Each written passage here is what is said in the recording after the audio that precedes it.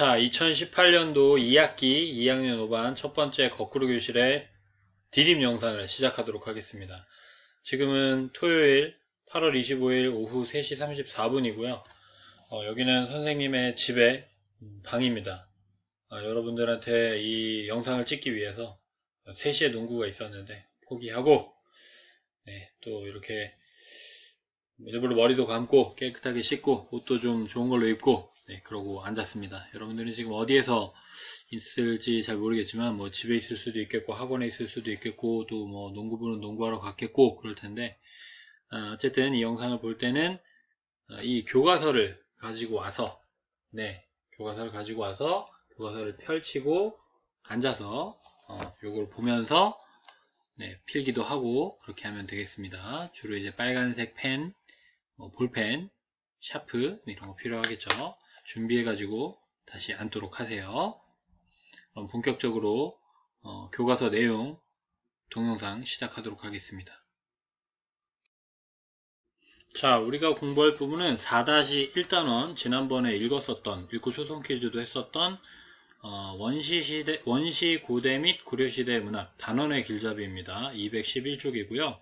학습 목표는 원시시대부터 삼국시대까지의 한국 문학의 특성을 이해할 수 있다 입니다.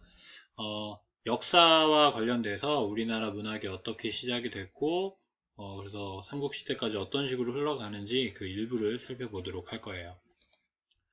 자, 211쪽 원시시대 문학 제일 윗부분을 한번 살펴보도록 하겠습니다. 원시시대 문학은 노래, 춤 등과 함께 종합예술의 형태를 띠었다. 그래서 우리는 가장 처음에 우리나라 문학의 시작이 원시 종합예술이었다 라고 얘기를 합니다. 그때는 글자 같은 게 없었기 때문에 노래하고 춤추고 이런 것들이 어떤 문학의 시작이었다 이렇게 보는 거죠. 자, 원시 종합예술은 구석기 시대, 그때는 농사를 짓기 전이니까 주로 사냥을 했죠. 구석기 시대에 사냥을 하면서 이제 짐승을 많이 잡기를 바라면서 그런 주술적인 의식으로 관련된 노래들을 많이 불렀는데 그게 이제 주술적 의식요라고 하고요.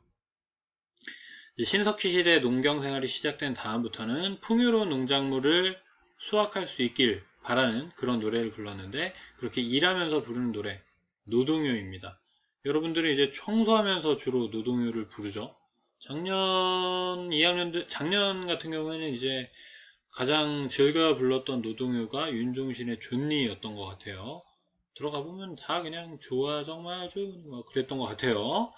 자, 어쨌든 세 번째는 하늘과 땅의 창조를 담은 천지개벽 신화, 창세 신화와 관련된 것들이 이제 원시 종합 예술에 포함되었던 노래와 춤들 그런 것들이 이제 포함되어 있는 거죠. 선생님이 지금 표시해 놓은 것들이 조금 다른데 이 밑줄 그은 부분은 여러분들이 교과서에 밑줄을 그대로 그어주면 되겠고요. 파란색 글씨는 교과서에 없는 부분입니다. 그래서 여러분들이 따로 필기를 하면 되겠고 친절하죠. 이렇게 보면서 필기하면서 공부할 수 있도록 하고요. 넘어가겠습니다. 자, 원시시대부터 고대 문학으로 이제 넘어가서 고대 문학은 원시 종합예술에서 두 갈래로 나눠집니다. 운문, 산문으로 나눠지는데 먼저 산문은 건국신화로 나눠지고요. 운문은 고대가요라는 것으로 나누어집니다. 그래서 처음에 원시 종합예술에서 그 다음 산문은 건국신화, 운문은 고대가요 이런 식으로 나눠집니다. 자, 건국신화를 먼저 살펴보면 말 그대로 건국신화는 나라를 세우는 이야기를 담은 그런 신화죠. 동그라미 쳐주고요. 국가의 성립과 함께 출현하였습니다. 이전에 시족 부족 국가에서 이제 제대로 된 국가가 만들어지면서 이런 건국신화가 나타났고요. 가장 유명한 신화들은 하늘의 혈통이다 라는 것을 강조하고 있죠. 하늘에서부터 우리 시조는 내려왔다. 이런 내용이죠. 천손 강림 모티프라고도 하고 선민사상 이렇게도 얘기를 합니다. 대표적인 것들로는 단군신화, 주몽신화, 김수로왕신화, 박혁거세 신화가 있죠. 다 여러분들 잘 아는 얘기일 거고요. 조금 이제 다른 모습을 보이고 있는 게 제주도 탐라의 삼성신화 같은 경우에는 그들의 시조들이 땅에서 솟았다라고 해서 하늘의 혈통이 아니라 땅의 혈통이다. 이런 점이 좀 다른 그런 신화도 건국신화도 있습니다. 자, 건국신화의 기능은요. 안으로는 공동체의 결속을 꾀하고 밖으로는 자기 집단의 자긍심을 높인다. 그런 민족서사 문학이다. 이렇게 되어 있죠.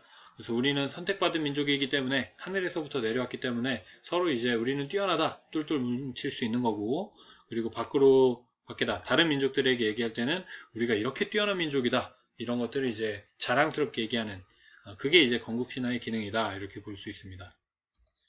자, 다음으로 이제 산문이었던 건국신화 말고 고대가요는 운문에 해당하는데요. 우리나라에서 얘기하는 고대가요는 딱 3개밖에 없습니다. 일단 개념을 보면 고대 부족국가 시대부터 삼국시대 초기까지 향가 성립 이전에, 향가는 이제 신라시대의 노래인데 그 이전에 불렸던 노래를 총칭하고 교과서에 나온 내용으로 보면 건국신화 외에 짤막한 노래들, 이게 바로 고대가요가 되죠. 고대가요는 배경설화와 함께 전해지고 있는 게 특징적입니다. 고대가요 동그라미 쳤죠.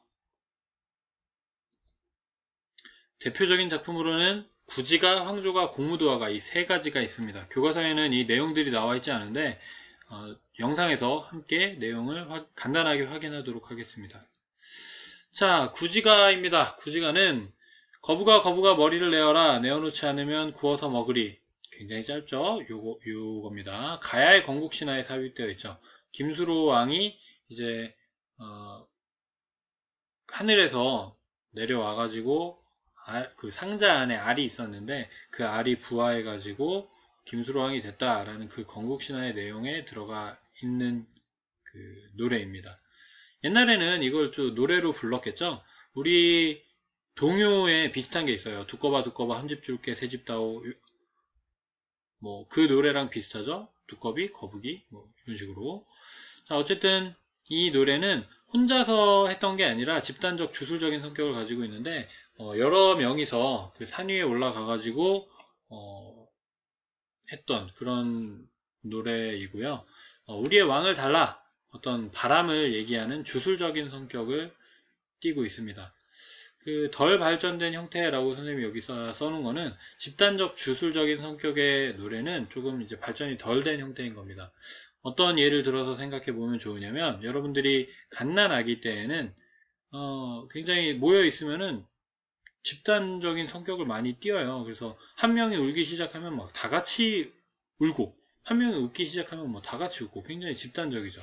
그런데 좀 크고 나서 중고등학생이 되면 이제 나만의 사랑을 찾아서 떠나기도 하고 뭐 연예인들 덕질을 하기도 하고 이렇게 좀 개인적이고 서정적인 그런 모습으로 바뀝니다.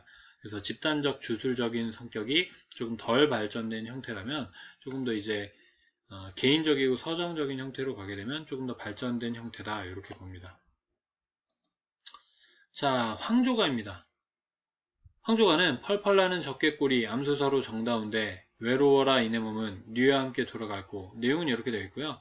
고구려 유리왕의 이야기입니다. 고구려 주몽의 아들인 유리왕이 왕이 됐는데 중국인 부인이랑 이제 다른 부인이 있었는데 두 부인이 싸워가지고 중국인 부인이 자기 나라로 돌아가 버렸어요. 그래서 이 중국인 부인을 잡으려고 열심히 쫓아갔는데 결국 붙잡지 못하고 돌아오면서 나뭇가지를 봤더니 꾀꼬리들이 서로 암수가 정답게 놀고 있는 모습을 보고 꾀꼬리와 자신의 어떤 대비되는 상황을 보면서 부른 노래입니다. 어떤 안타까운 심정, 외롭다 라는 자기의 이야기를 하고 있기 때문에 굉장히 개인적이고 서정적인 형태를 띠고 있죠. 그래서 더 발전된 형태다 이렇게 볼 수 있습니다. 자, 마지막으로 공무도화가입니다. 공후인이라는 제목으로도 많이 불리고 있고요. 내용은 이렇습니다. 님아 강을 건너지 마오. 님은 기어이 강을 건너셨네. 물에 쓸려 돌아가시니 가시님을 어이할고. 님아 강을 건너지 마오는 영화로도 나왔었죠. 이 고조선 시대에 불렸던 노래입니다. 고조선의 백수광부의 아내가 불렀다 이렇게 전해지고 있는데요. 백수광부는 그 석탄을 캐는 광부가 아니라 하얀 머리가 하얀 머리, 하얀 머리에 미칠광, 하얀 머리에 미친 남자, 그 아내가 부른 겁니다. 미친 사람이니까 미친 사람이 정신이 온전하지 못해가지고 강에 뛰어들었다가 죽는 건데 그 뒤에서 아내가 보고 만류하지만 결국 이제 남편이 죽어서 그 안타까움, 슬픔을 노래한 거죠.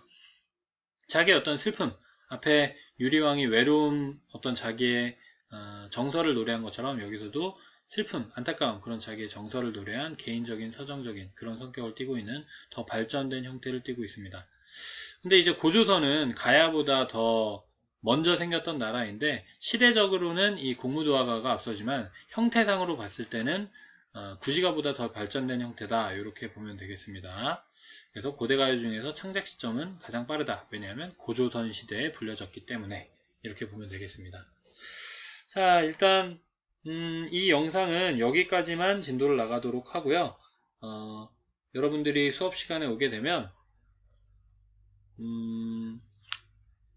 이 영상과 관련된 퀴즈를 풀고, 그리고 간단한 활동을 하고 주몽신화를 읽고 이제 조별로 또 초성 퀴즈를 하도록 하겠습니다. 10분은 넘진 않았네요. 네, 여기서 마무리하도록 하겠습니다.